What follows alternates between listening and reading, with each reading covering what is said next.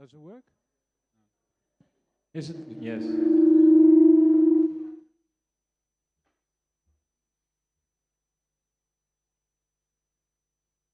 Just wondering if there's still people in the back, or is everyone here? And can I invite everyone to take a seat?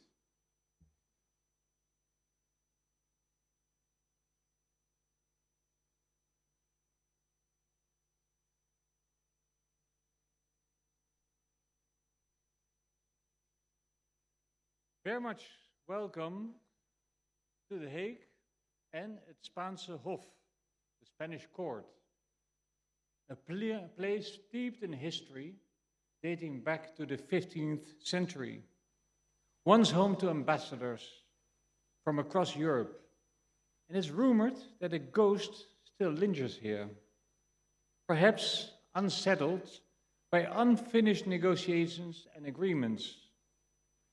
So, if you hear something strange, don't worry. It's probably just the spirit of diplomacy at work. We're here today for the European launch of the Freedom on the Net 2024 report. This year holds special significance as the Netherlands chairs the Freedom Online Coalition, and for the first time, we are included in this report. So I'm very curious what will be the outcome. Founded here in The Hague in 2011, the FOC has grown into an essential platform for defending human rights online. However, as the report shows, we face a sobering reality. Internet freedom has been declining 14 consecutive years. And this is not just a static update, a statistic to update. It's a wake-up call. Governments are using digital tools, including AI, for mass surveillance, targeting censorship, and to undermine information integrity. And let's be honest, democratic governments are struggling to keep pace.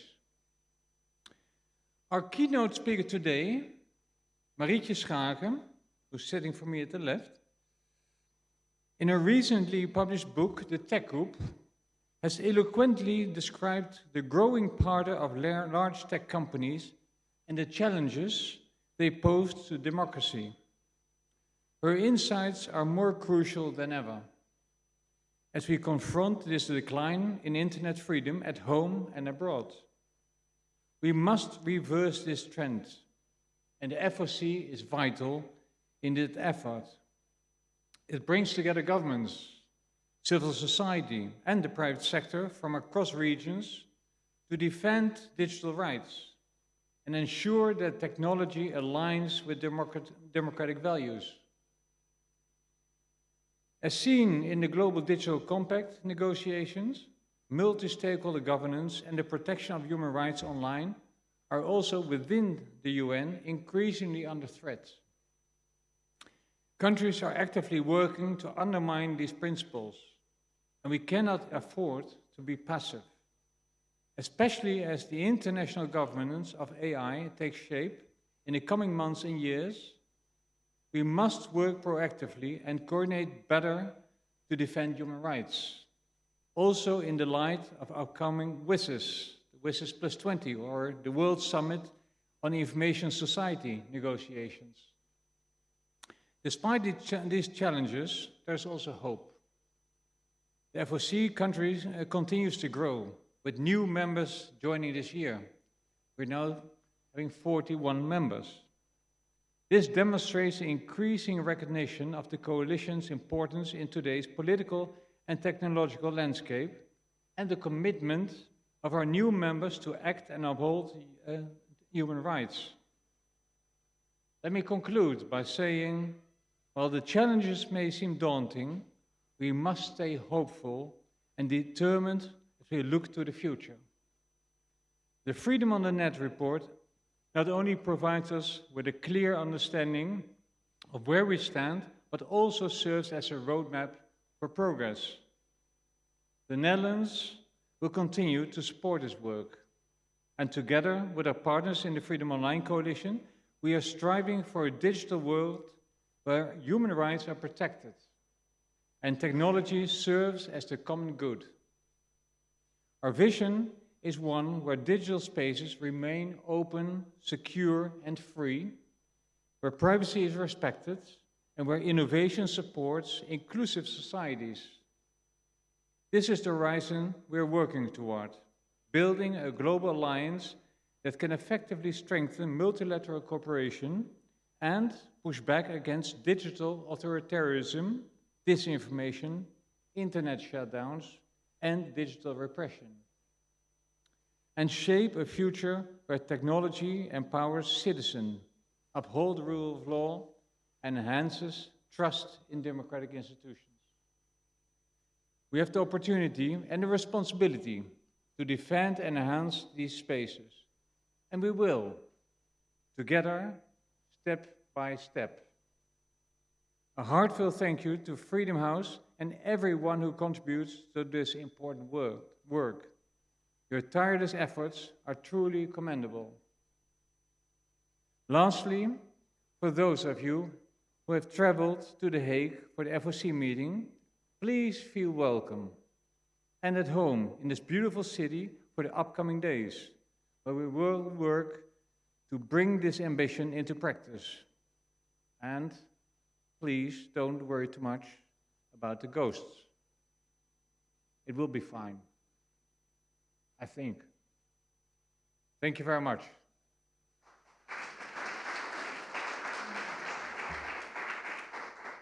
And now I have the honor to invite Marietje Schaake to come forward for the keynote address. And the floor is all yours.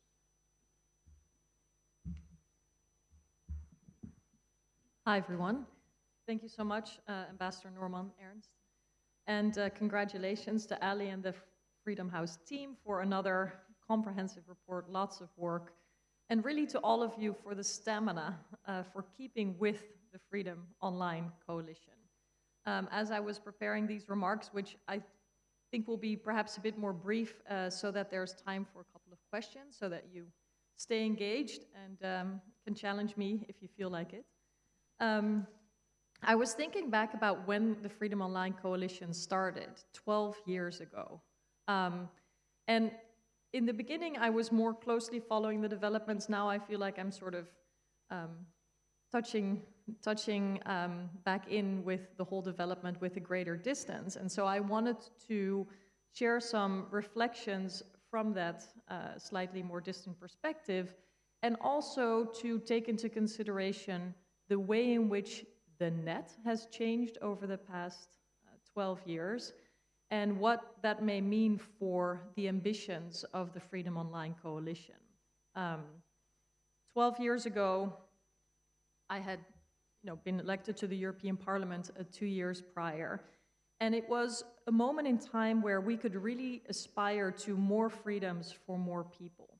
And I see the Freedom Online Coalition really in that vein, in a very optimistic, hopeful moment in time to actually see the possibilities of digitization as a new frontier to expand people's human rights.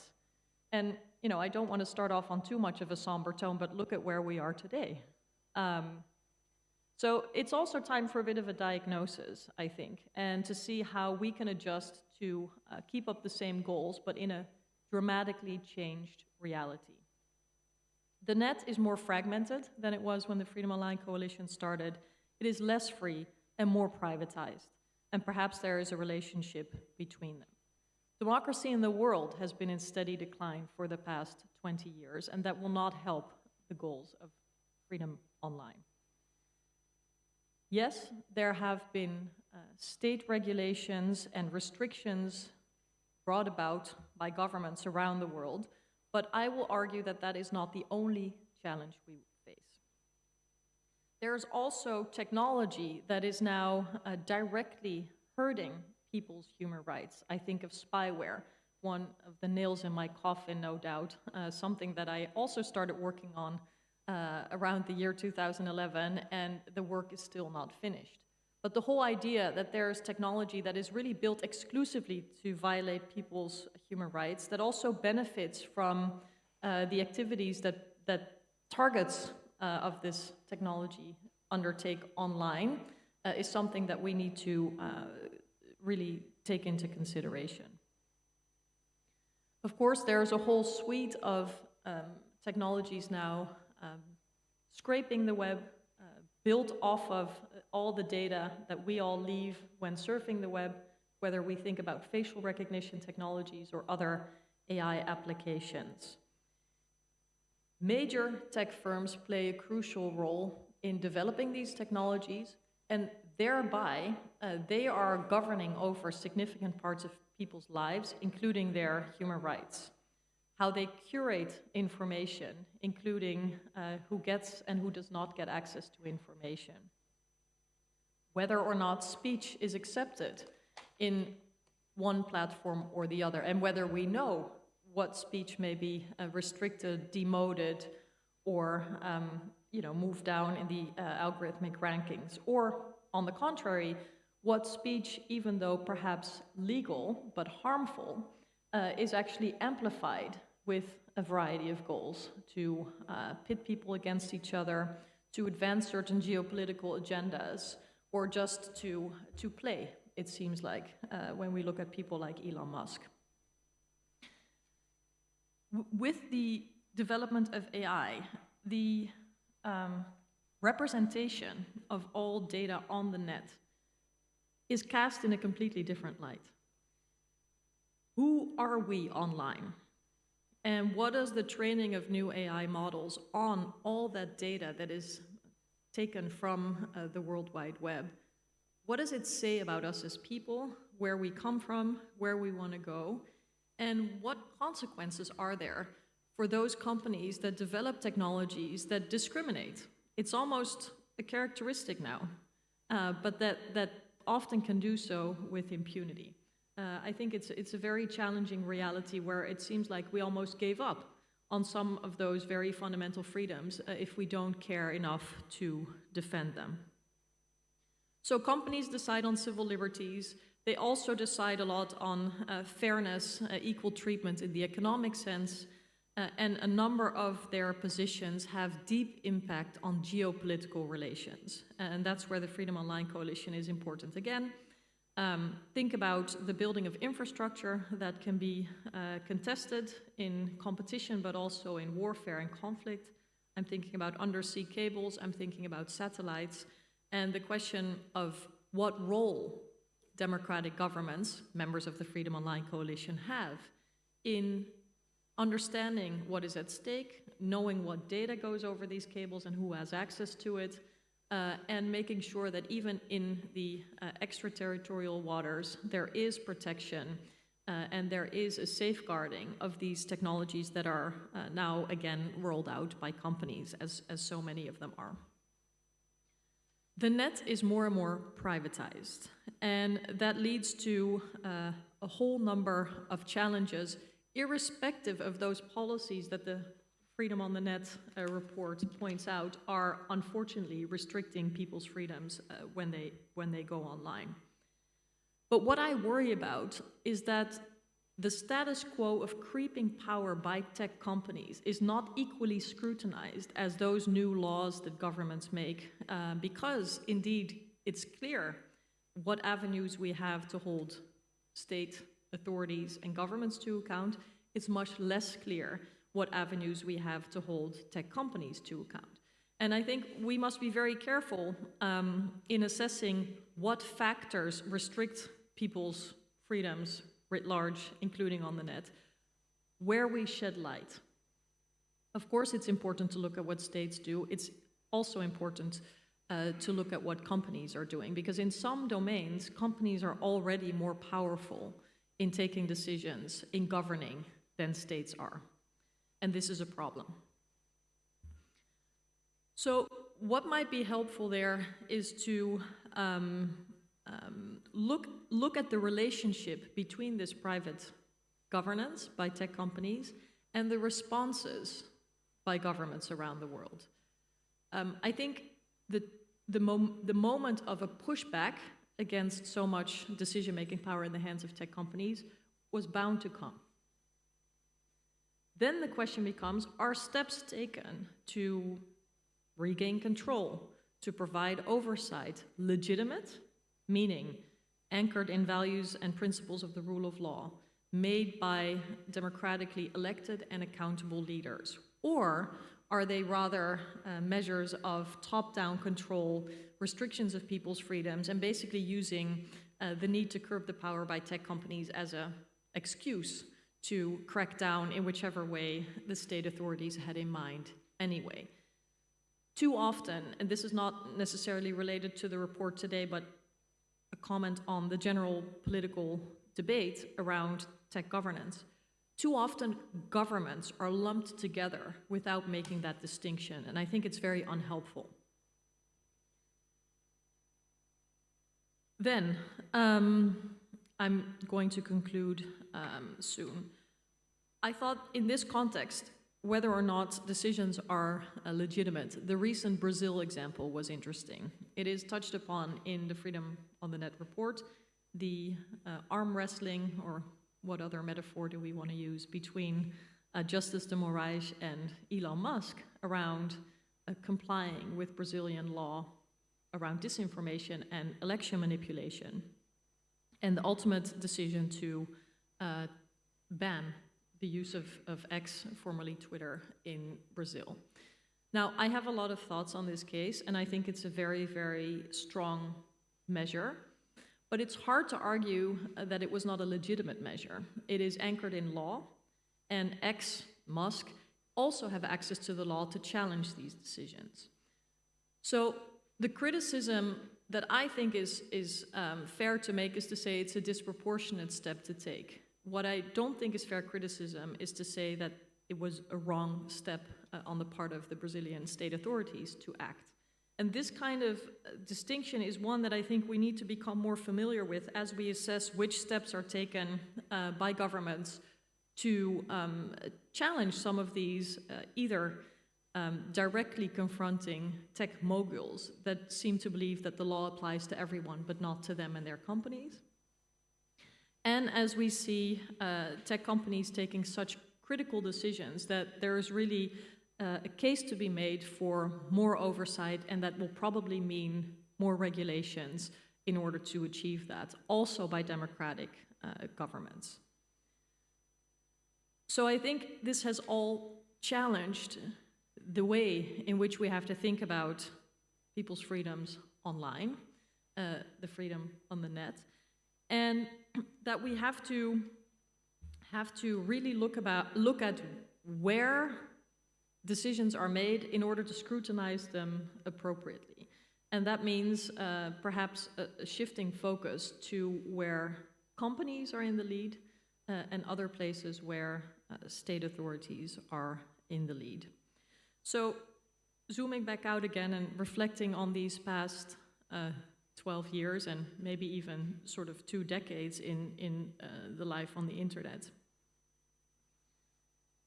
The many changes that we've seen, the process of where tech companies were often courageously standing up for people's freedom of expression, to now companies quickly taking down apps from the App Store when the Russian government, for example, doesn't appreciate them.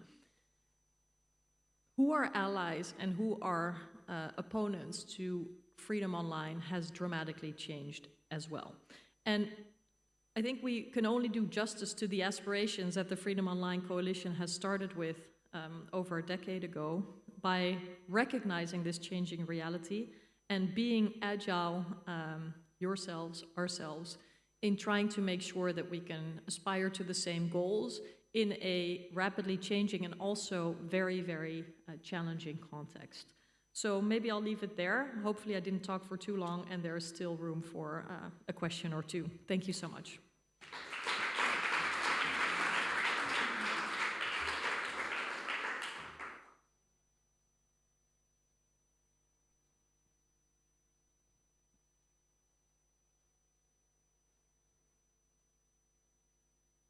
Do we need this for recording or?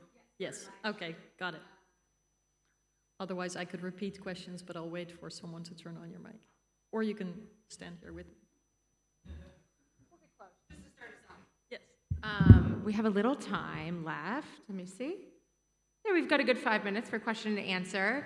Thank you so much for speaking, especially on Brazil. It's been the developments there are something that we've spent a lot of team meetings debating, unpacking, trying to understand with partners around the world. It is not as easy as when the Russian government, for instance, were to block X. I'm not going to I have some questions on that, but I'm going to open it up to the floor first. Who might have a question?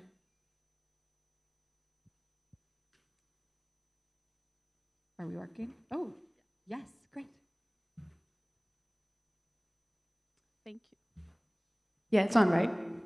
It is very loud, yeah. Thank you so much for that remark, and I think we're several that are excited to read your new book. I was just wondering, because the FOC is also, a multi-stakeholder coalition, and really emphasize the need for the private sector and civil society and governments to work together, and I mean that is a continuous process of I think enhancing and strengthening that model. With what you just mentioned and how companies are behaving and either withdrawing themselves or not following the disproportionate regulations and actions that are sometimes taken by governments. Are you seeing, also thinking about this book, The Tech Coup, where can you see like highlights or positive notes? Yeah. Yeah. Well, it's echoing a lot, I think. Just gonna. Okay, we'll try again. Can you maybe give a few examples of like some positive signs where we see improved collaboration between governments and companies, and examples of where they're leaning in and actually taking some of that accountability that governments and civil society is asking for? Thank you for the question, because it allows me to say something that I could not say before many audiences, but I think for those of you who are in the weeds of multi-stakeholder governance, I can share this. I believe multi-stakeholder governance was synonymous for democratic governance for a long time. Democratic governments were pushing the multi-stakeholder model, and civil society organizations were embracing it because it was their entryway to a more serious seat at the table. All very legitimate goals. But let's ask ourselves the question of representation. Companies and civil society organizations, states, and, for example, academics, they are not equal in weight. They may all be stakeholders, sure, but the one stakeholder is a giant, the other is a mouse. And I missed that appreciation in some of the discussion around the value of the multi-stakeholder model, and it has made the process very prone to corporate capture.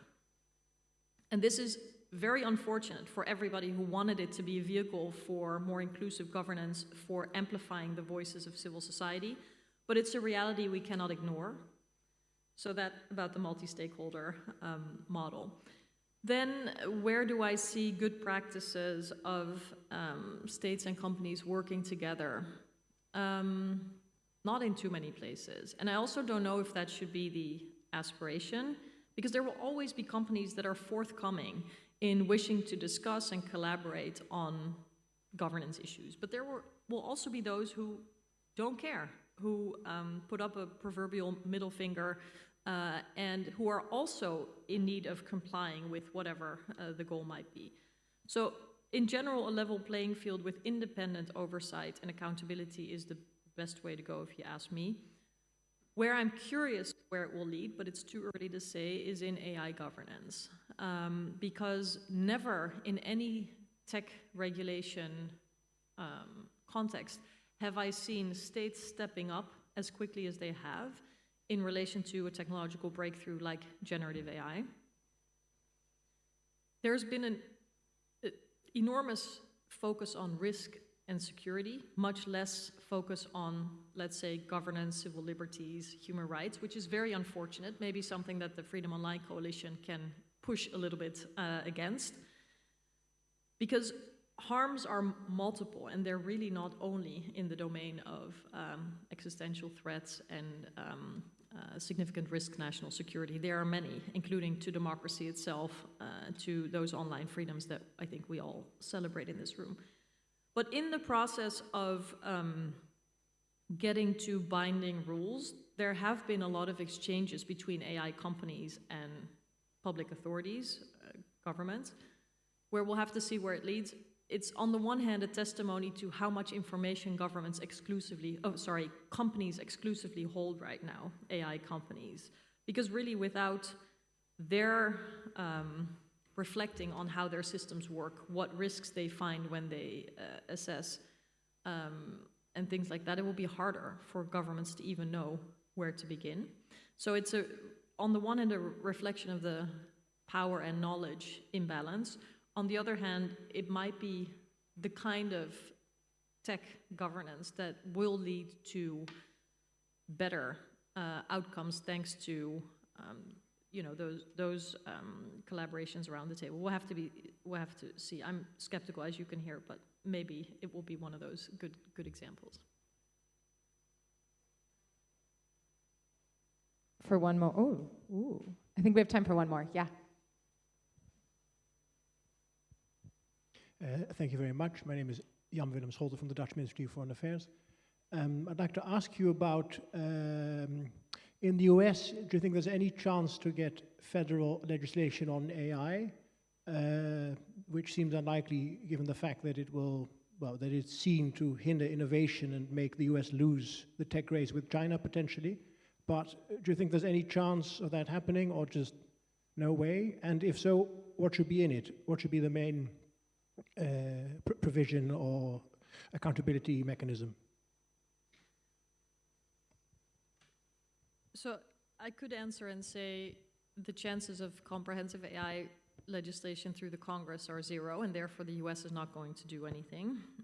But I could also say the executive order on AI is remarkably similar to the AI Act, and states in the US are stepping forward and are adopting laws, and courts are also preparing themselves to challenge some of the developments that are happening.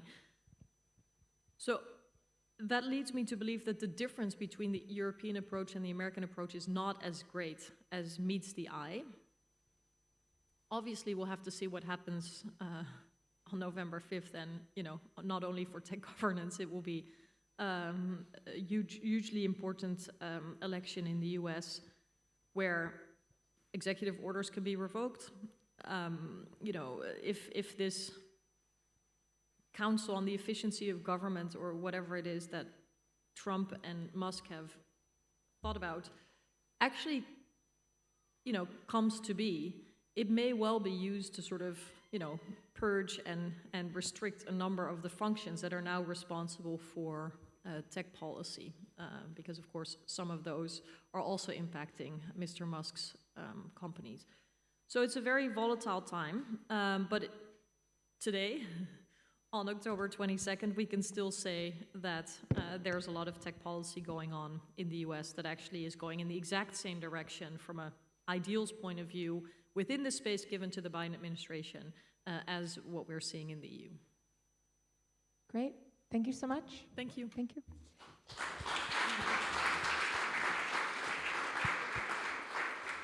I'm going to invite Grant Baker up, who's going to kick us off on our presentation of the report and its findings, and then I'll take over and we'll have a panel. Thank you. Hi, everyone. Can you hear me okay?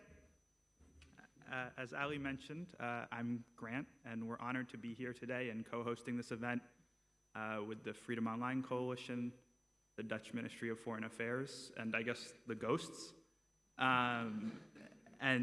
First, on that note, let me thank the ambassador for his warm remarks and brief history lesson, and Marietje for the comprehensive history of how we got here and really a call to action, and then, of course, all of you in the room for joining us today. I also want to thank the US and the Dutch for their support of this project. Our donors make this report possible. So today we'll discuss our research approach, key findings, and policy recommendations. And this presentation is really just a small portion of the findings from this year's report. and we urge you to explore all of the content on our website. So with that, let's dive in. So the Freedom on the Net process takes about 11 months and combines desk research, regional workshops, and interviews. And we cover 72 countries, or about 87% of the world's internet users. So for each of these countries, we collaborate with at least one expert from civil society or academia. For this year's report, that equated to 95 experts globally. And the methodology really looks at how easily people can access the internet, whether or not the internet is censored, and how rights like privacy and freedom of expression are protected or restricted online. And we're examining the experiences of people in a given country, so it's not necessarily just an assessment of the government in that country. And as a note, the coverage period for this year was June 2023 through May 2024. Moving on to the scores, here's what we found this year. As the ambassador noted, global internet freedom declined for the 14th consecutive year during our coverage period. And of the 72 countries covered, 27 declined and 18 improved. The rest did not have an overall score change. So the biggest decline took place in Kyrgyzstan, where the government continued its efforts to suppress online organizing and independent online media. China continued to rank as the world's worst environment for internet freedom, but for the first time in 10 years, it shared this designation with another country. So Myanmar's military introduced legislation that blocked most virtual private networks or VPNs, cutting people off from tools they had relied on to securely access the internet. On the other hand, Zambia saw the largest score improvement thanks to a small opening for online organizing. And yeah, this is the first year that we added 2 new countries, so that was Chile and the Netherlands, as has been mentioned already. Chile, we saw the legislature recognize internet access as a public utility and enshrine protections for encryption into law as well. In the Netherlands, we saw the legislature take similar measures to protect encryption, as it is hotly debated in the EU right now. And our report also notes some concerns about disproportionate surveillance practices, including the potential expansion of powers under the Temporary Cyber Operations Act. So you can read more about any of these countries in the longer reports on our website. So this graphic illustrates 5 tactics that are driving a global decline on free expression. In at least 56 of the 72 countries covered, people were arrested due to political, social, or religious speech online. So in Thailand, for instance, a pro-democracy activist was sentenced to 25 years for 18 social media posts about the monarchy. In at least 43 countries, people were physically attacked or killed in retaliation for their online activities. And that's a record high in the history of the project. So for instance,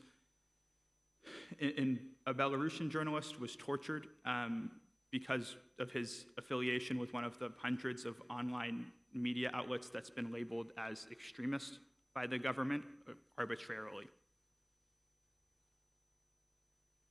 Another key trend we saw this year was how internet freedom deteriorated during armed conflict. So from Sudan to Gaza, internet shutdowns in conflict zones plunged people into even more perilous conditions. For instance, during the civil war in Sudan, the paramilitary Rapid Support Forces cut off internet access across the entire country in February, and this prevented the delivery of much needed food, medicine, and other types of aid. People also faced violence or arrest for simply discussing or reporting on conflicts online. So in Azerbaijan, officials detained several people who criticized the military's operation in Nagorno-Karabakh, as well as people who simply just called for a peaceful resolution to the conflict. And with that, I'll pass it to Allie.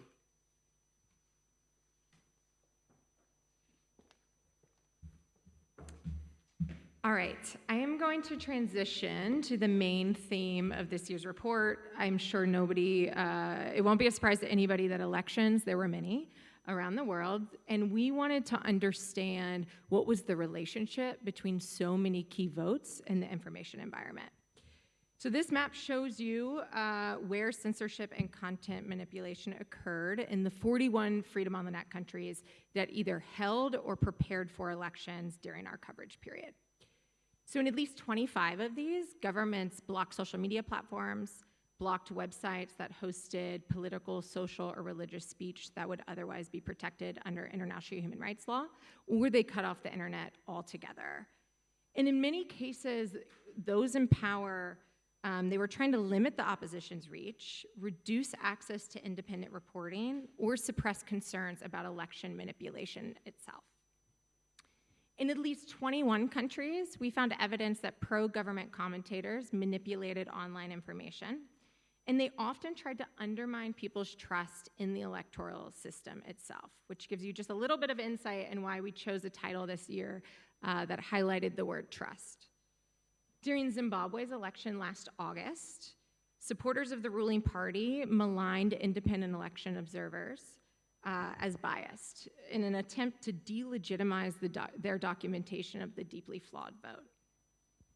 For folks who might have been in this room, but maybe just a different location in last year's Freedom on the Net event that we held in The Hague, you might remember that we detailed the early adoption of generative AI in influence operations. This year, the technology was used frequently and very pervasively to create false and misleading information. But what we don't know yet, Freedom House as researchers and researchers more broadly in this community, is what is the impact of this technology on elections. We don't know if it's made influence operations more persuasive or not. So Pakistan, I think, is one of the perfect examples for all of these trends in one country. So during the February election, the country's powerful military faced a strong challenger from former Prime Minister Imran Khan and his party. So to stop Khan from coming back to power, the military instituted a whole host of offline controls. So they threw Khan into prison, they threw other party leaders into prison, and they limited the party's ability to even appear on the ballot. So in response to still reach voters, Khan and his party held these virtual rallies, and they created an AI avatar so Khan could deliver speeches that he created behind bars.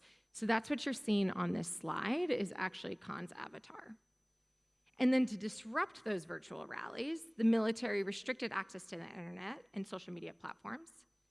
Ahead of the vote, several deepfakes also spread across social media in a purported attempt that showed Khan and his party telling voters to not go to the polls. It's unclear who was behind the campaign. It's really hard to source, but you can conceivably that it was intended to keep people to stay home that might have voted for Khan's party. On actual election day, internet service was again restricted, and then after the vote, authorities blocked social media platform X as well as other websites to suppress allegations by supporters of Khan's party of election manipulation. So alongside censorship and content manipulation, we identified one other major threat. Several governments also attacked the very people that were specializing in protecting the information space. So in authoritarian and democratic countries alike, harassment and other attacks against fact-checkers caused a chilling effect.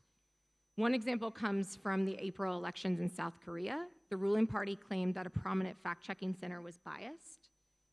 Similar attacks also occurred in the United States, where a coalition of researchers known as the Election Integrity Partnership faced lawsuits, harassments, and congressional subpoenas based on false characterizations about their work.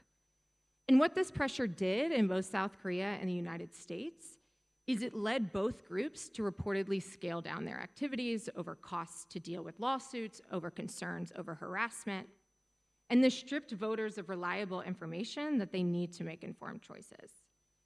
Companies also contributed to this issue, and they've rolled back access to platform data. You know, Meta and X are alarming examples here. X also has sued independent civil society groups that are trying to use their platform to study the information space. This has all created a more concerning environment and lessened our ability to study influence operations. We also have some good news. We really tried to highlight some things that were actually going well. So concerns over false and misleading information, particularly during election periods, actually drove a lot of policymakers, tech companies, and civil society to try to protect information integrity over the past year or two. And we identified 3 categories of interventions that we saw among the Freedom on the Net countries that we assessed. So first, governments compelled tech companies to boost credible information to voters, or they enforced rules against false and misleading information. Second, many countries featured new digital literacy programs. And third, policymakers rolled out new rules to limit how candidates and their campaigns could use generative AI. I'm speaking to a room of Freedom Online Coalition experts, government, civil society, companies. I don't need to tell you that protecting information integrity is actually really hard to do while protecting free expression. So to try to understand whether the interventions that we assessed got that balance right, we created the 4 principles that you see on this graphic and then assessed the interventions against them. So the 4 criteria, the first is, did the government operate with transparency? Was there democratic oversight and independence, such as an independent judiciary that was involved? Was local civil society engaged? And finally, was there alignment with international human rights standards, which we think are the best principles because of how their universality to protect free expression? The report highlights several different cases that we don't think got this balance right. We highlight India, Indonesia. We have a little deep dive into Brazil and the complexities there. But today I want to highlight 2 examples that we think actually did it really well. So South Africa and Taiwan, we highlight in the report alongside with the EU. So focusing on South Africa, the Election Commission there worked closely with a local civil society group, Media Monitoring Africa, to review reports from voters about false and misleading information. In some narrow cases, the commission was then empowered to take action about this content. So they could flag content to platforms, and then those platforms would consider whether the content violated terms of service and should thus be removed. Or they could send it to the media, who would then debunk claims for the public. The commission and civil society also oversaw a repository of online political ads, giving voters more transparency about who was behind the information they came across. And interesting enough, the civil society group that I'm talking about here, Media Monitoring Africa, they also sued another South Africa regulator that didn't get the balance right, that tried to criminalize the spread of misinformation. They won, and those rules were reversed. So the South Africa example, it illustrates how when civil society is involved, you're more likely to guard against government overreach, and they can also provide sensitive decision-making around online speech that you don't want just in the hands of a government or a company. Similarly, interventions in Taiwan also prioritize transparency and civil society engagement. People in Taiwan around the January election could submit information to the independent COFAX platform for fact-checking, which would then be reviewed by professional fact-checkers as well as just independent community members. This openness and inclusivity by having more diverse people involved in the fact-checking process helped it build more legitimacy with the public, which in turn allows for people to believe the fact-checks more seamlessly. And the government also passed a new law months ahead of the election that allowed political candidates to request that social media companies remove deepfakes of themselves, but only if technical experts first verified that it was created by AI, which created an important form of oversight over those requests to remove content. These tailored rules put voters in a better position to get reliable information about the candidates and their policies.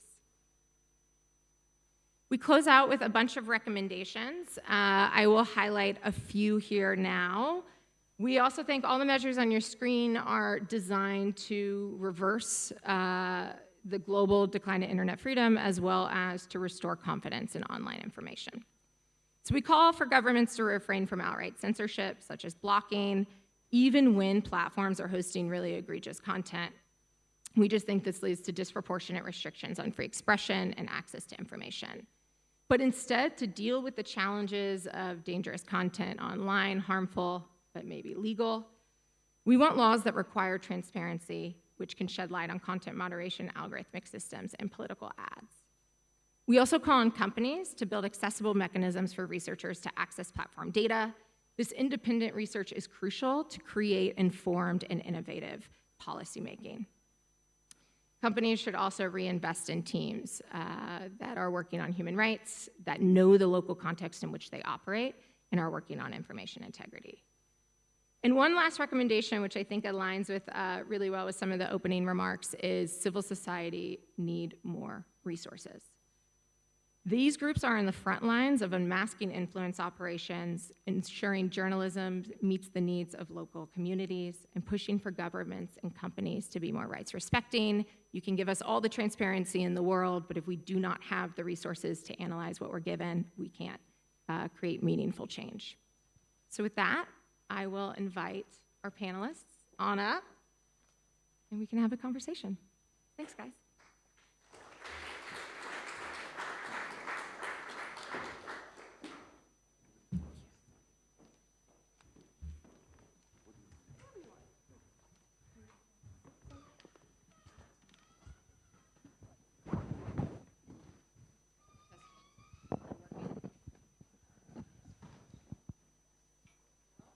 Just need to start speaking. This works. Okay. Well, while Nick fixes our mics, let me do some introductions so we don't lose. We've got a good 30 minutes before we go to the reception, which I know everybody is hankering for after a long, amazing FOC day, I hear. I'm joined today by Nasiru Deen, who authors our Freedom on the Net report for the Gambia. Thank you. We've got Sabhanaz Rashid Diya from Global Tech Institute, also serves on the FOC Advisory Network, and Konstantinos Komaitis from Atlantic Council, who also serves on the FOCAN. I've got some questions for y'all. We'll try to fit each in, and then we'll open it up to the group as well. How are the mics? Good? This is good. Yeah? Okay.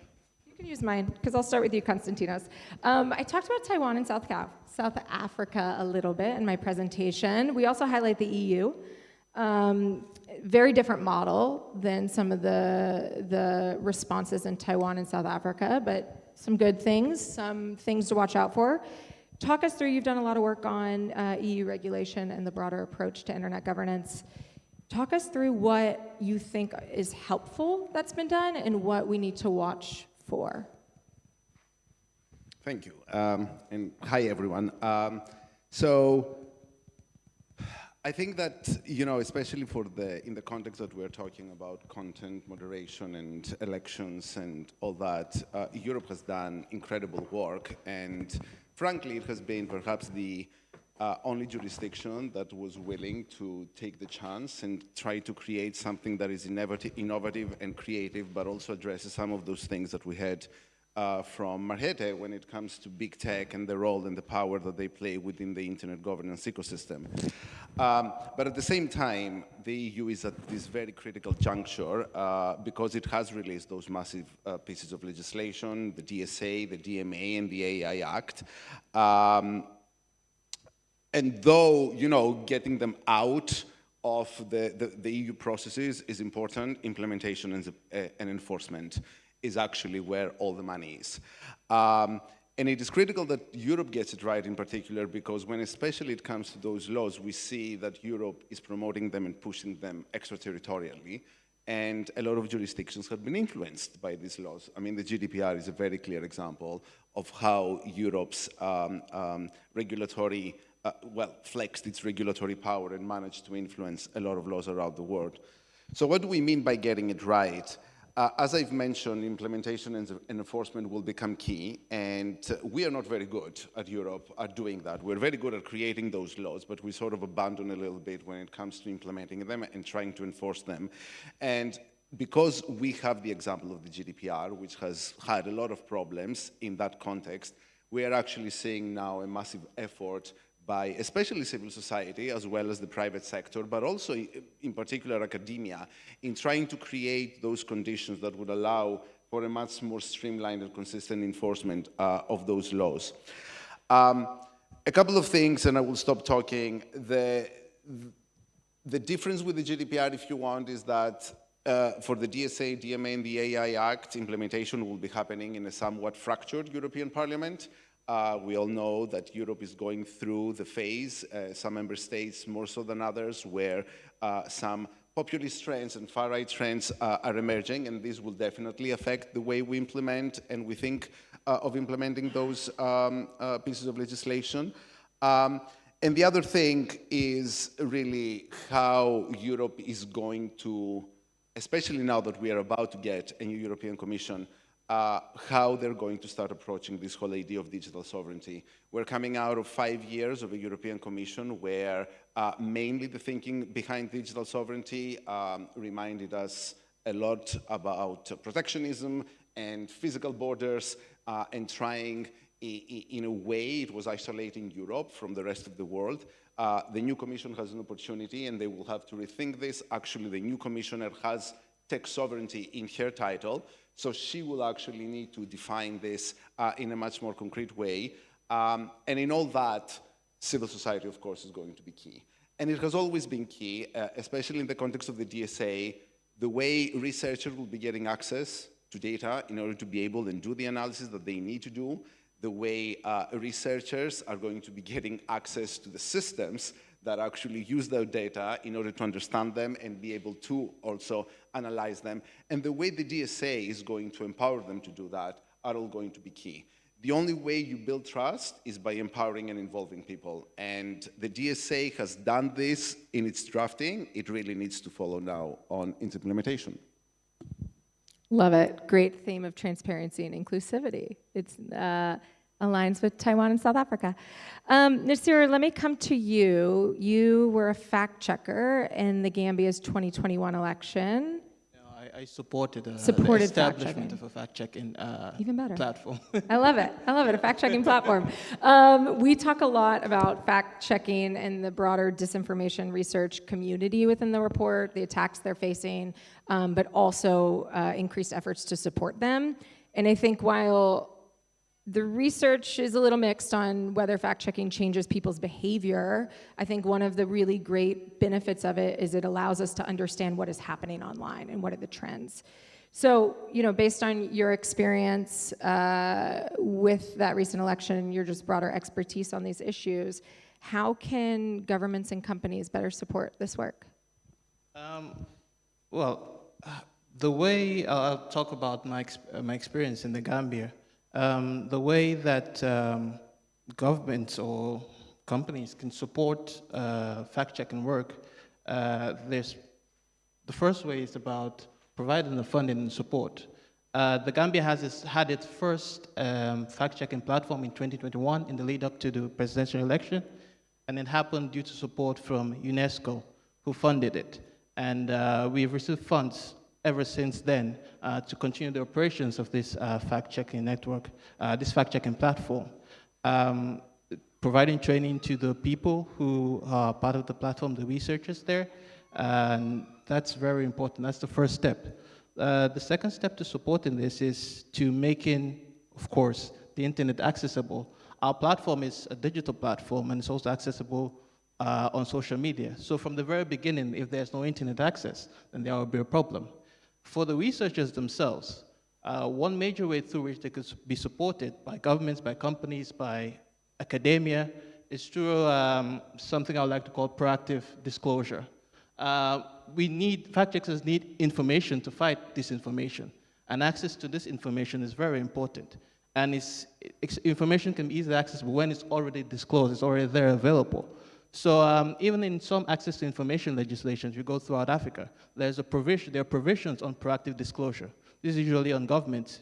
In our access to information law in the Gambia, the government has to disclose information on contracts, whether surveys, or the operational procedures of that government institution within 30 days of that document being available. So that's a proactive disclosure, and this can apply to not just governments, but also companies and academia as well. And if this information is not available, another way to do it is to make it easily accessible upon request to the researchers.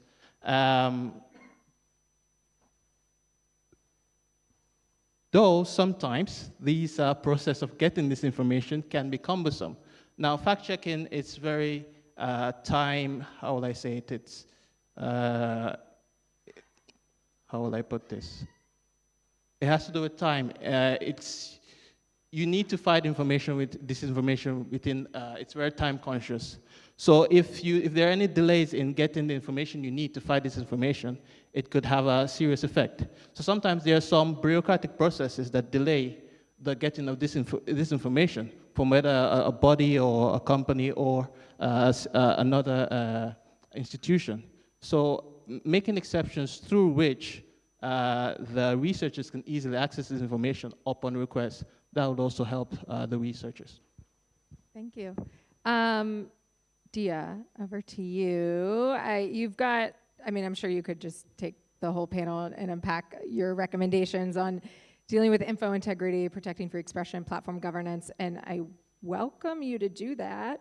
So you can comment on anything they did, but I also want to move us toward the direction to talk about some specific countries. Bangladesh is partly free and freedom on the net. So many of the developments from the summer will be covered in next year's report, but it did see a decline this year around the election. So we're in a room full of people who really care about internet freedom. What key priorities would you recommend that FOC governments focus on at this really critical moment of transition for the country? Thanks, Allie.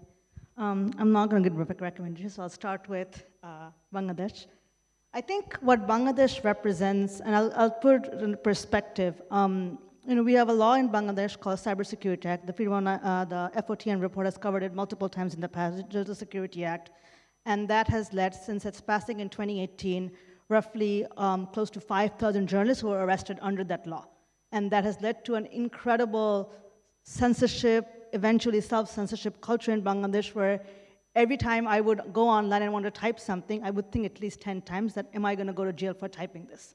That's the culture we're living in the last couple of years. And until 3 months ago, we could not imagine a world in our future in Bangladesh where that law is not going to exist. But yesterday I was in a consultation and we talked about repealing the law. I mean, this is completely unthinkable, right? And so that's the moment that we have in Bangladesh right now.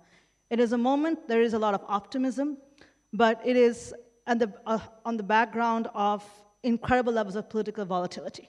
And it's going through a very intense democratic transition at a time in the world where there's also geopolitical tensions, massive geopolitical tensions, and a very fraught ecosystem around who governs the internet. And so Bangladesh is entering into this world with immense amount of political will when everything around them is, kind of fragmented, siloed, fraught, and it's very complex to kind of navigate that. So I think as a starting point, the FOC member countries, the advisory network, and our partners have a real opportunity in Bangladesh to steer the country in a rights-respecting direction online. And we have a very short political window to make that happen, because as you know, with any populist movement, any kind of people-led movement, very quickly it becomes a partisan movement, and it gets co-opted. And that's, we see in countries in Egypt, Tunisia, Morocco, pick any of the Middle East, pick any of Latin America, you will see that replicating everywhere. And I don't think, from my vantage point, Bangladesh will be particularly different, because that's just the nature of movements. But that window that we have right now, where there's tremendous amount of political will to change things, is really critical. And it's a critical moment for sort of democratic countries, rights-respecting actors, civil society, and other groups to engage with the country in a way, because when there's political will, there's also complete lack of capacity and resources. The country wants to do things, but doesn't know how to do it. And I think being able to engage them on that in a way that sets an example, not just for Bangladesh, but also for the global south, for the global majority, is really critical. And I think Bangladesh, in many ways, I was saying this to somebody yesterday, represents almost a dream. That if you had a country and government that had immense amount of political will, that almost feels like it's starting from a blank slate, even if it is not, what would you do differently? How would you engage them? How would you bring them in the conversation? Because you're not deterred by any of the factors from the report that we talk about from governments and states and other actors. And I think really sort of practical way of doing it. I mean, there's some examples, but maybe one I can talk about is perhaps an HRC resolution that talks about how do we think about rights respecting governance of public interest technologies like DPIs and DPGs. That doesn't only benefit countries like Bangladesh, but also many countries in the world that are in a very similar boat. Or potentially parliamentary review committees for surveillance technology export. That's something that the European Parliament is exploring. The US has been considering some proposals on that as well. Those are the kinds of interventions that countries in the FOC member states can control, but that has incredible downstream impact in countries like Bangladesh and other parts of the global south. And I think there's a real opportunity to be able to leverage these forums in a way to build a roadmap for how countries in the global south could respond to it and have a more rights-respecting digital space. I think the last thing I was going to suggest in terms of examples is the Freedom House's submission to the US Department of Commerce on the export of surveillance tech. I think that was really fantastic, really great first step. But at the same time, oftentimes when we have governments with such incredible political will about civil society, I think civil society is very popular in repressive countries. They're not very popular in perfect countries because, you can go and talk with the government, right? And so I think that report and that submission in many ways, this is what happens when I talk about civil society. But I think that submission represents also an opportunity to bring in civil society more into the conversation, because oftentimes we have civil society in the global north who are trying to build capacity and support global south partners and governments and countries. But moments like that are when global south civil society can actually be on the driving seat because it impacts them so personally. And so, those kinds of submissions potentially co-authored with civil society in global south countries that represents what those collaborations could look like when you're not afraid to speak, when you're not afraid to demand, I think is a real opportunity, and I think we should definitely explore that. Thank you so much. And for folks who are not following my LinkedIn, what Diya is talking about is a new submission that Freedom House provided. We've been doing a lot of work on export controls in the US and trying to make it more inclusive so civil society, particularly from the global majority, can play a part. So let's continue that after. Nasiru, this is a great transition to you because the Gambia is one of the unique bright spots in Freedom on the Net. It's the biggest improvement ever documented in the project, 21 points over a decade, which is just huge. And it's sustained. I mean, it's still partly free, a long way to go, which I know that you always remind us when we bring it up as a bright spot.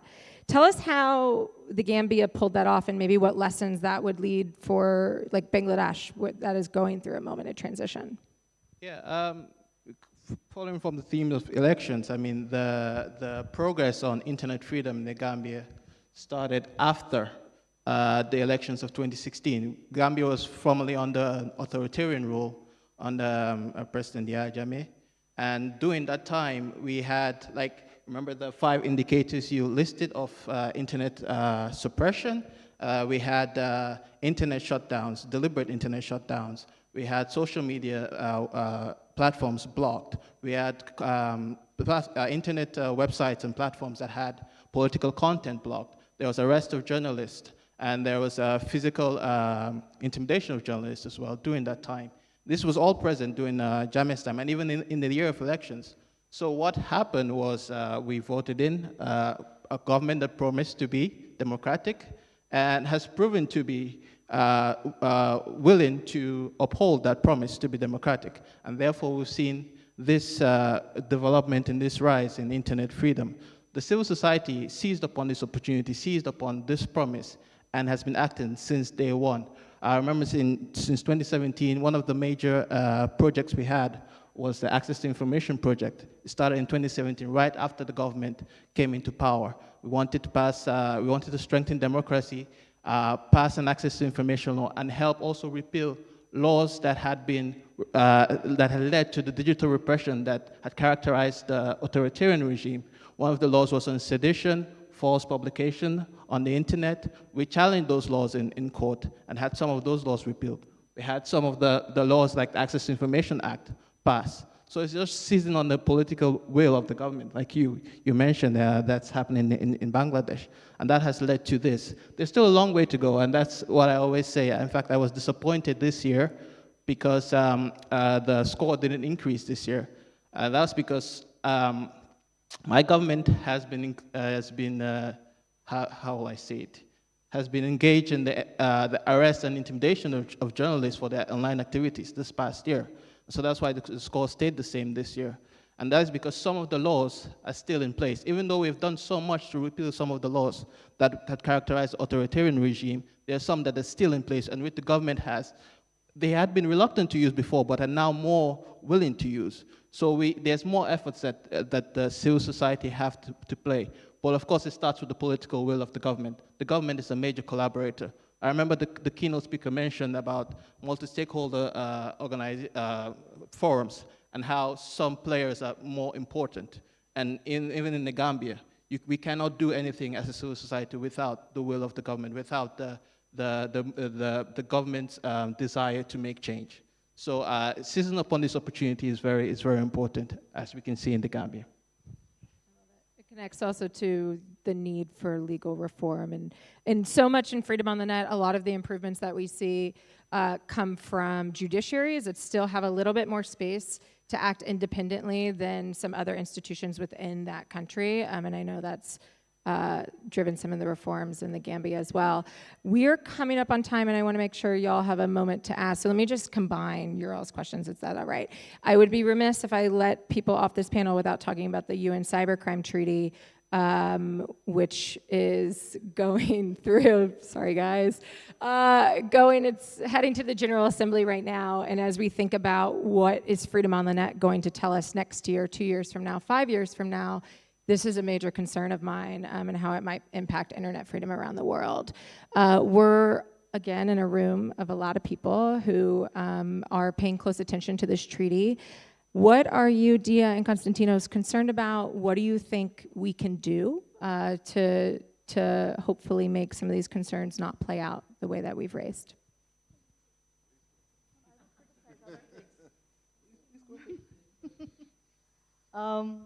I think, KK will talk a lot more about sort of some of the member submissions, and the FOC Advisory Network has made multiple submissions along with other suicide organizations about the UNCC, and particularly the massive risks around transnational repression and overbroad data access, and particularly coming from a part of the world which already has cyber laws that has very serious risks for human rights defenders, journalists, but also employees of tech companies where data access is often coerced, and the lack of it leads to jail time. I think this UNCC has a real risk of not only exacerbating transnational repression, but doing it in a way where it rubber stamps existing bad practices. And I think that, at least from the part of the world that I come from, we don't look at the UN unless it favors us, and so now it is.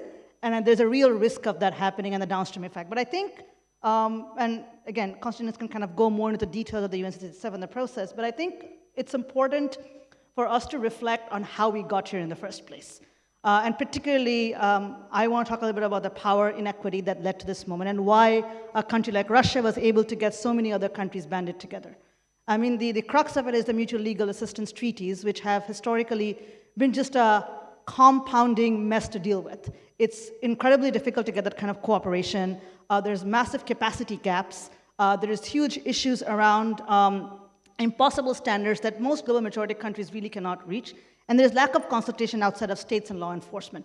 And so in a situation like that, even when there's legitimate crimes and legitimate cyber crimes around revenge porn, child sexual abuse, there is law enforcement in these countries are unable to access the data from offshore digital patterns, which goes to some of the remarks that in the keynote speech that we heard, that there is such a disproportionate level of power on one side and absolutely nothing on the other side, that you have a situation where even when there is political will around human rights, the lack of being able to get access to information and get compliance for legitimate, meaningful crimes which impacts minority populations is a huge issue of frustration. And in a situation like that, when the standard process of cooperation is not functioning, it's being dysfunctional, then governments often tend to go around the legal route, which is what happened with the UNCC. So we actually did not really need a treaty to solve that problem, but I think that the lack of cooperation, proactive engagement, and really massive lacks of capacity on how to handle sophisticated technology resulted in majority, so many countries in the global majority signing up on this bill, supporting it, because they thought it was the only way to coerce it. And they did not some realized it, some did not, but there's real downstream effects on that. And I think a big part of that is something that we should reflect on, even if this goes through, really in terms of what has the procedural safeguards around it, what are the kinds of cooperation that we need to create proactively between North and South countries, and not just at a state-to-state level, not just at a multilateral level, but also really at a more multi-stakeholder level, bringing in civil society, bringing in technical communities, bringing in groups that know these countries really well into the conversation so that they can also have a stake in how we think about cooperation, international dialogues, the real crux of the issues, and really streamline processes. I mean, it's pretty sad if bureaucracy is the reason we have a terrible law, right? So, and that's kind of what it really came down to. And I think it's important to reflect on that and self-interrogate on that, because at least from a global majority standpoint, the UNSS is just one moment of many such future moments at a time when there's so much pressure around and so much fraughtness around internet governance. And so if there's similar things being passed at that level and countries are signing up because they're just frustrated, I think there's a real question that we need to have in terms of what can we do proactively today to tackle this before it becomes a legal treaty that justifies really problematic measures. But. Thanks. And I'm not going to take a long time because literally Diya just said it all. I guess a couple of things. Specifically on the cybercrime treaty, I think that we need to look back and start learning some of the lessons. The fact of the matter is that, again, this was a treaty that was very difficult to engage for civil society, and throughout the process, it has become even more difficult, especially because in many, many governments, the people who were negotiating the treaty were not even the usual suspects that are participating in this fora. They were from justice departments, which makes accessibility even more difficult. I think that the second point that I want to make about the Cybercrime Convention is not what it really does or doesn't for democratic countries, it's what it does for authoritarian countries. Literally, if this treaty goes through, if you're a journalist in any of the authoritarian countries or semi-authoritarian countries, most probably you will end up in jail. And it's as simple as that, because it really legitimizes a lot of the things that those countries wanted to do for a long time. And I guess the third lesson, and the ambassador mentioned it in his speech, one of the things that we are seeing in the past couple of years is that a lot of these conversations are moving deeper and deeper into the UN system. And the number of multi-stakeholder gatherings is shrinking, and the number of multilateral conversations is increasing. I am not going to glorify the multi-stakeholder model because it doesn't need to be glorified, it has its own problems, but it's really better than any of the alternatives that we have. And this is the basis that we're operating on. So as this is happening and as these conversations are getting deeper and deeper into the UN machinery, which is extremely difficult to navigate, and depending on location, it can even become impossible, meaning Geneva versus New York. In New York, literally, if you're civil society, it's pretty much a guarantee that you're not going to get into the conversation unless you are sponsored by a government. Human rights will play a more and more critical role. And we need to understand that the conversations around human rights in those settings should no longer be about rubber stamping and just throwing in the words. We need to really make sure that they're embedded into the language in a way that holds accountable the states, right? So currently the conversations are where they are. We have the Cybercrime Treaty, which is, I believe, in the third committee, if I remember correctly. Currently, we have the GDC, which we're about to start the implementation, and it touches upon those issues. So it's really important that, especially FOC governments, open up and they facilitate the inclusion and participation that is necessary to move these conversations a little bit forward and make them more balanced. Thanks. We started 10 minutes late, so I'm going to take that as a green light to go over for 10 minutes. What questions do you all have? We've got a mic that'll come to y'all.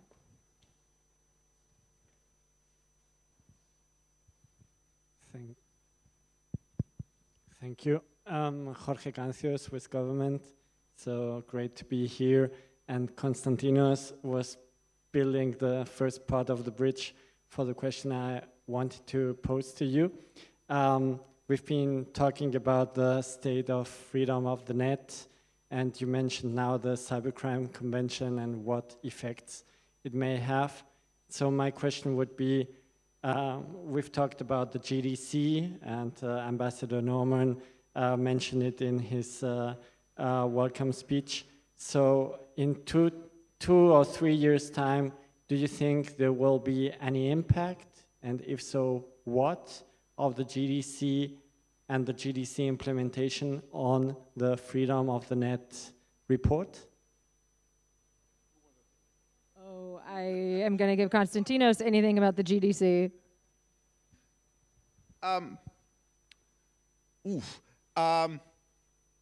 Thanks for that. Okay, I guess it really depends on which aspects of the GDC we're talking about, right? I mean, the GDC has the ability to facilitate actually increasing freedom through the connectivity section, right? I mean, we all know that if you provide meaningful connectivity, the whole idea is that hopefully it helps democratizing a lot of the processes that are happening within your country. And there is a very strong chapter on connectivity within the GDC.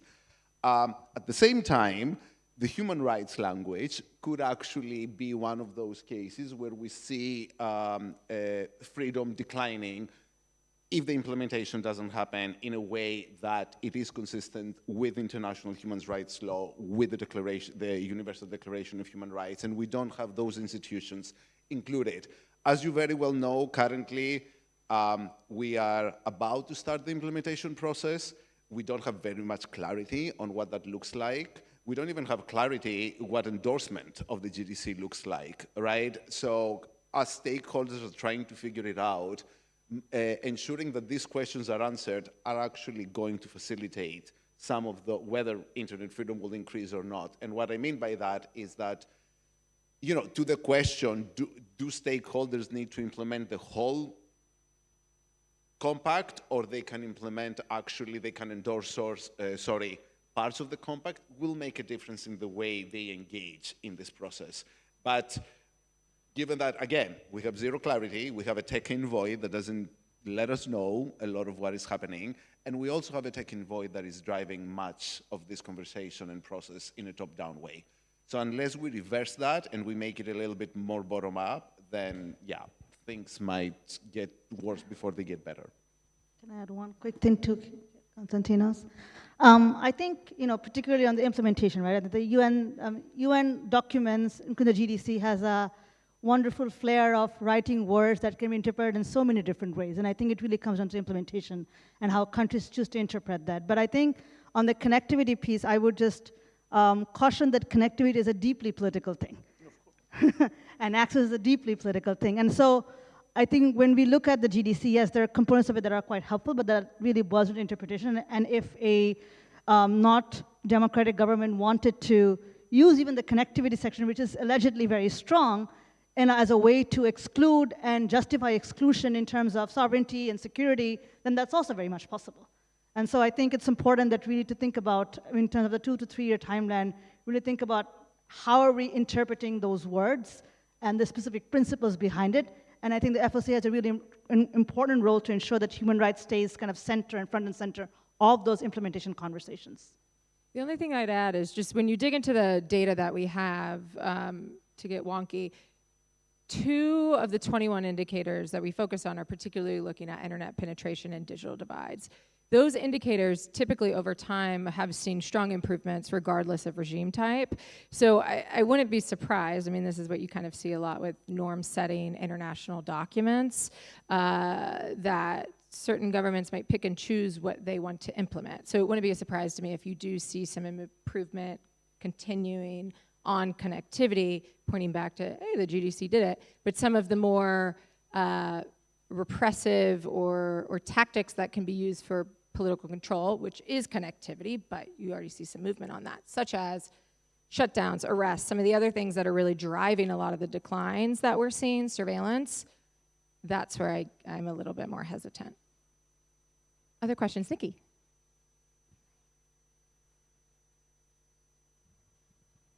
The ghosts are after our mics. Hello, hello. Can you hear me? Oh, okay. First of all, thank you.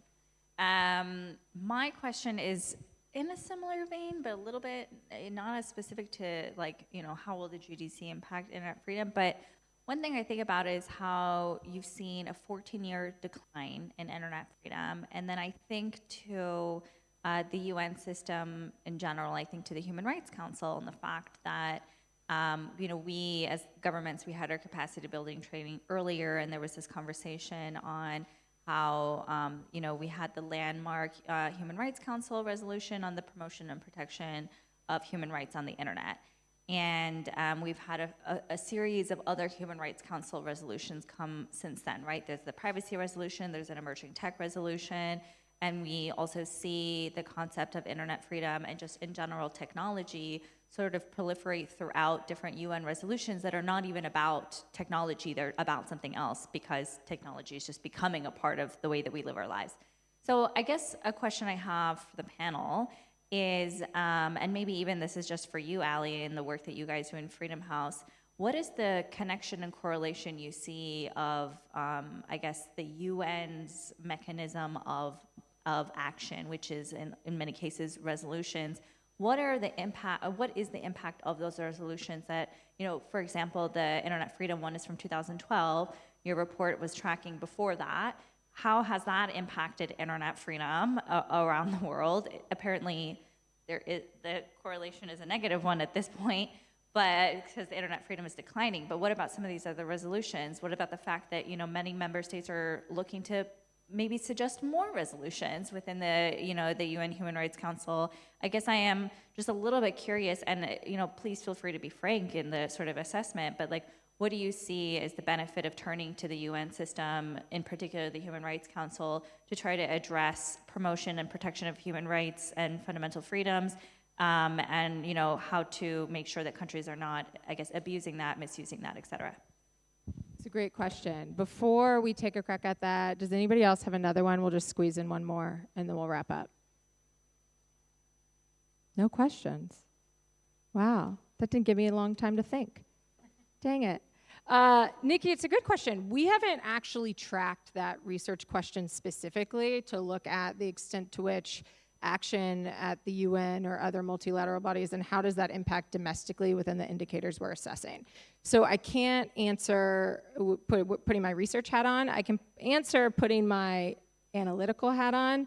Is the role of a lot of those resolutions or things we're seeing at the GDC, I like to think of them as also norm setting. They have a norm setting value, which is really important when you're thinking about, how do we understand what disproportionate surveillance actually is, right? So then the surveillance principles that the FOC created last year, not exactly the resolutions you're talking about. I'll put the caveat, I don't work on the UN, so it's a little bit outside of my expertise.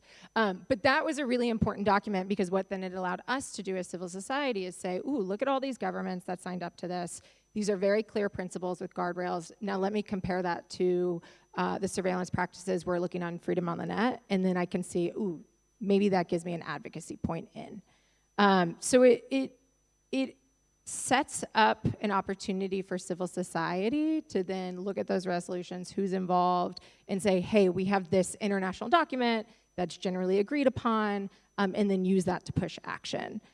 I would say the one area that we've seen actually good progress on, still a lot to go, but I do think it's worth talking about, is the success that civil society has had around internet shutdowns. At least in our data, which we're looking at, let me make this very clear. Our definition is restrictions on internet connectivity. So we're not talking about social media blocks. We just break that censorship out. And we track them all, but when I'm internet shutdowns, it's narrow on 3G, 4G, 5G restrictions, fixed line or mobile. We have seen a change in some of how that restriction is implemented by governments, and that there is, again, I'm generalizing here, but generally the restrictions are shorter and they're narrower, meaning you don't often have full-scale internet shutdowns, except Bangladesh recently. And they are more localized, which is still very bad, and we don't want those, but I think there has been really success within civil society advocacy to articulate why internet shutdowns are bad from an economic and a political argument, in addition to human rights and also national security. And there's been movement, a lot of internet shutdowns at the international level as well. So I don't know if you would draw a correlation there, but I do think if we're looking for success stories in norm setting, that's a really important example. Also with TFIS at FOC. What do you guys think? My UN watchers. I think that you pretty much covered it. I don't think that resolutions necessarily are, outside of the UN system are those earth-shattering documents that suddenly change the course of the world. Any good diplomat, however, will say that within the UN system, you need good language in the resolutions because you can always refer back to them, and they create a more sustained argument. Having said that, for some countries, those resolutions will be more impactful and more important than others because some countries are actually spending more time and resources in the UN than others, and they actually get influenced more than in the UN than others. So all in all to say, and it goes back to the point that you've made about how civil society can use those things, right? I mean, one of the things, for instance, about the GDC is that right now, for instance, for the first time in 20 years, the word multi-stakeholder is appearing in a text. Within the UN text, we can use this, civil society can use this in order to be pushing back on other multilateral fora. So it really depends. It would be a great mapping exercise, actually, to do that. So yeah, that's a great research question for anyone who wants to do a PhD. Anything to add, or are you good? Okay, on the internet shutdown piece, I think I did want to add one thing. I think in terms of norm setting, it does, but I think one thing that the resolutions do is they act as a deterrence tactic. And we've seen it in many countries that we do advocacy where oftentimes we're able to point to our resolution and be like, we know you're still going to do, but imagine the amount of shame you have to go through when, like what the resolution says this, and you're still going and implementing this measure, which is very problematic. Some governments still do it more than others, but I think it does offer a very useful deterrence tactic. And we've seen some of those impact, particularly internet shutdowns, around not freedoms, but around digital divides as well, around sort of getting more people on the internet. I mean, there's SDGs for that as well. But I think there has been aspects of that have been more successful than others. And definitely on the deterrence side, as civil society, we have used resolutions as an advocacy instrument. And it has had very real impact in many places. Good. All right. So Nikki, keep it up. Keep getting us good resolution. Same thing with FOC governments. Keep up the good work. Can I? Oh. Hello? Oh, sorry. Can I make a plug? This is just also for civil society. So we did just negotiate like the update for that resolution. And I think APC was the only civil society group that was in the room when we were having the negotiations. And just a plug out there to say that I think there are different opinions that people have on UN resolutions, but I think if you're interested in what a government's opinion is on a variety of these different issues, if I am civil society, I'm going to all of those negotiations if they are open, because it is an opportunity for you to quite literally hear from a variety of governments, not those that you would even expect having opinions on internet shutdowns, for example. Which ones are the ones that are asking for that to be stricken out of the resolution? So this is just a plug to say that I think I wouldn't necessarily invest more effort into the UN than necessarily provides benefit, but I do think if you are trying to figure out the landscape of it, obviously the GDC process of negotiations left a lot to be desired, but there are places in Geneva that do allow different organizations to be a part of the room. And one thing I've heard from my Geneva colleagues is that some of them are there, but a lot of them are not. Yes, goes back to resources, to civil society, so we can get to Geneva, do that type of work on top of all of our other jobs, and particularly global majority. Thank you, Nikki, and thank you all. I forgot to mention, we have really beautiful booklets of the report that are they're stuck in the mailroom through customs. So hopefully we will get those by tomorrow or Thursday, and we'll distribute them at the FOC meeting. the emergency. They're upset about it. They're going to get our booklets at customs. With that, thank you guys. We've got a lovely reception with some food and drinks, so please enjoy yourself.